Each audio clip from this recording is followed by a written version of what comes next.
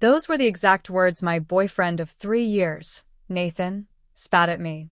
He said them with a smirk, a look of total triumph, like he'd just played a winning chess move. He thought he was holding my life hostage. He thought that because I loved him and because we shared a home, I would crumble. He thought my boundaries were just decorative. He was wrong. He forgot one thing about me. I'm a systems analyst. I don't argue with broken code. I just debug it. And in that moment, I realized Nathan wasn't my partner anymore. He was a bug in my system, and I was about to hit delete. Welcome back to the channel. Today's story is a chilling reminder of what happens when someone mistakes your kindness for weakness and your silence for consent. If you've ever had to walk away from someone who tried to use your own stability against you, hit that like button and subscribe. You're going to want to hear exactly how this ultimatum blew up in his face. 1:10 to 3:30, the setup. The quiet before the storm. My name is Audrey. I'm 33, and I like order. My life is built on spreadsheets, steady routines, and a 6 a.m. gym schedule. I don't do chaos. Nathan was 30, and for 14 months, we shared a beautiful 2-bedroom apartment downtown. Now, let's be clear about the math, because the math is where the rot started. I made significantly more than Nathan. Because of that, I paid the lion's share.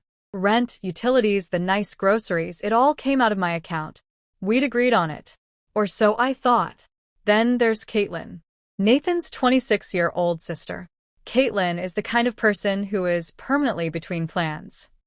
To the rest of the world, that's called chronically unemployed. She'd stayed with us temporarily before, which in Caitlin speak means until the neighbors complain or the fridge is empty. 3 weeks ago, Nathan came home glowing. He didn't just walk in, he bounced. I have exciting news, he chirped. My stomach did a slow, heavy roll.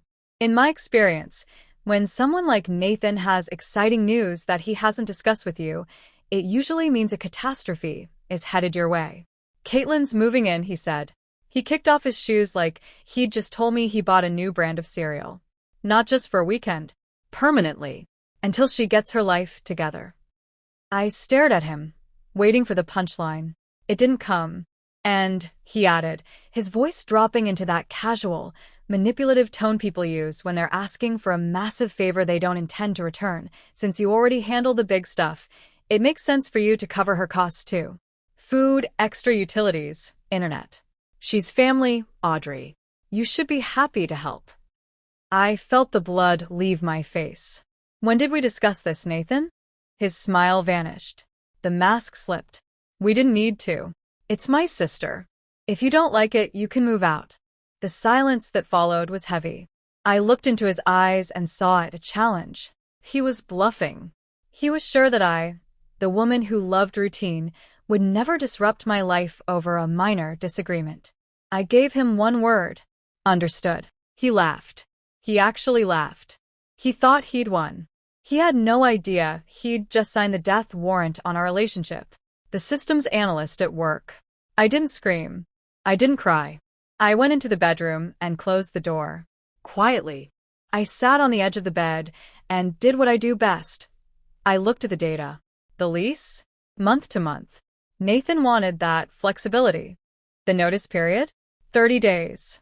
The date? It was the first of the month. I pulled out my laptop. My heart wasn't racing, it was slowing down. That's the scary part of being pushed too far. The emotions just evaporate. I started a checklist. Asterisk, cancel internet. Asterisk, transfer utilities. Asterisk, change direct deposit. Asterisk, file lease termination. An hour later, Nathan barged in without knocking. Done sulking? Caitlin will be here in 2 weeks. You need to clear your office setup out of the second bedroom, so she can have her space. I looked up from my screen, my voice as flat as a dial tone. I've already given notice. He blinked. Notice for what? The apartment. I'm moving out. I'll be gone before Caitlin arrives. You can keep the place, but my name and my money are leaving with me. The color drained from his face. You can't just do that. We're a couple. Couples work things out. You told me to move out if I didn't like the arrangement. I reminded him. I didn't like it. So, I'm moving out. I didn't mean it literally, he shouted. But that's the thing about ultimatums. Once you make someone's housing conditional on their obedience, the home is already gone. 6 to 9 o'clock, escalation. The illusion of a bluff. The next 2 weeks were surreal. Nathan went through the 5 stages of grief, but he got stuck on denial. He would talk about what color Caitlin wanted to paint her new room. He'd complain about how cramped it would be with 3 people. He even asked me to help him move her boxes later that week. I just nodded and kept packing my own things. When the boxes started stacking up in the living room, his confidence finally began to crack. "You're being so petty, Audrey," he'd say, watching me bubble wrap my kitchen knives. "You're just trying to scare me. You'll cool off. You wouldn't really abandon us over money." "It's not about money, Nathan," I said, taping a box shut with a sharp CRRK. "It's about consent. You decided how I would spend my life and my income without asking. I don't live in situations where my presence is a leverage point." He rolled his eyes. Overthinking, as usual. Then he did the one thing that guaranteed there was no turning back. He told Caitlin she could move her stuff in early. Suddenly, my quiet sanctuary was filled with her clutter.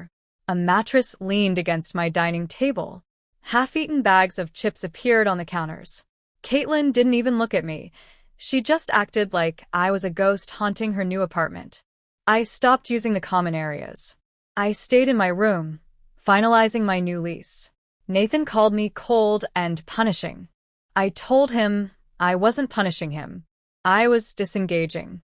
The night before the movers arrived, the math finally hit him. He sat at the table with a calculator, staring at the rent amount. He looked up, his eyes red. "Rent is going to be tight without your half," he whispered. "Caitlin is looking for work, but it might take time. Maybe we can revisit the split." For the first time, he was asking instead of telling. "My finances are no longer part of your equation, Nathan," I said. "You made the plan without me. You get to execute it without me." He cried that night. Not because he missed me, but because the numbers didn't add up and he didn't have a buffer anymore. The reality of the dolly. Tuesday morning, the movers arrived. Nathan stood in the kitchen, clutching a coffee mug, watching 2 large men dismantle the bed frame I had paid for. This was the moment the bluff became reality. He pulled me into the bedroom, his voice shaking. "Audrey, stop. This is getting out of hand. I never expected you to actually leave. I thought you loved me enough to adjust." "Love isn't surrendering my agency, Nathan," I said. "I'll tell Caitlin she can't move in," he blurted out. "We'll pause everything. We'll reset." I looked at him, genuinely curious. Why is that an option only now that I'm walking out the door? He had no answer. I walked into the living room. Caitlin was on the couch, my couch, scrolling on her phone while a mover struggled to lift a heavy box near her feet. She didn't move her legs. She didn't offer to help. She just sat there, a human anchor, ready to pull Nathan under. As I walked to my car, Nathan followed me, frantic. "Where are you going? You're really ending 3 years over this? I can't believe you'd just walk away." "I'm not walking away," I said, starting the engine. "I'm leaving exactly when you told me to." My phone buzzed the second I pulled out of the lot. Message from Nathan: "I didn't think you'd actually do it." That was it. That was the whole relationship in one sentence. He didn't think my no meant anything, the collapse. The first 48 hours were a barrage of texts. First, anger. "You embarrass me in front of my sister. Real partners don't abandon each other." Then, desperation. "Did you already transfer the electric bill? Can you cover just 1 more month until she finds a job?" I replied once. My obligations ended when I moved out. Talk to the property manager. Then came the silence. For 2 days, nothing. Then, a call from an unknown number. It was the property manager. "Audrey, I'm calling because Nathan is already behind on the deposit adjustment and utilities. He's asking if we can put your name back on the lease, temporarily, to stabilize the account." I laughed. I actually laughed out loud. "No," I said. That notice was final. 10 minutes later, Nathan called, sobbing. The exciting news had turned into a nightmare. Caitlin wasn't looking for work. She was sleeping until 2 p.m. and eating the food he could barely afford. He was overwhelmed. He was drowning. "What am I supposed to do now?" he wailed. I told him the same thing he told me. Figured out. I found out later through a mutual friend that Nathan had to break the lease a month later. He couldn't afford the place, and Caitlin, unsurprisingly, had no backup plan. They both ended up moving back into their parents' cramped basement. The apartment Nathan loved, the flexibility he craved, the power he thought he held, it all vanished the moment he lost his buffer. People ask me if I feel bad. They say, "Wasn't it a bit harsh to leave him in the lurch?" But here's the truth. I didn't abandon him.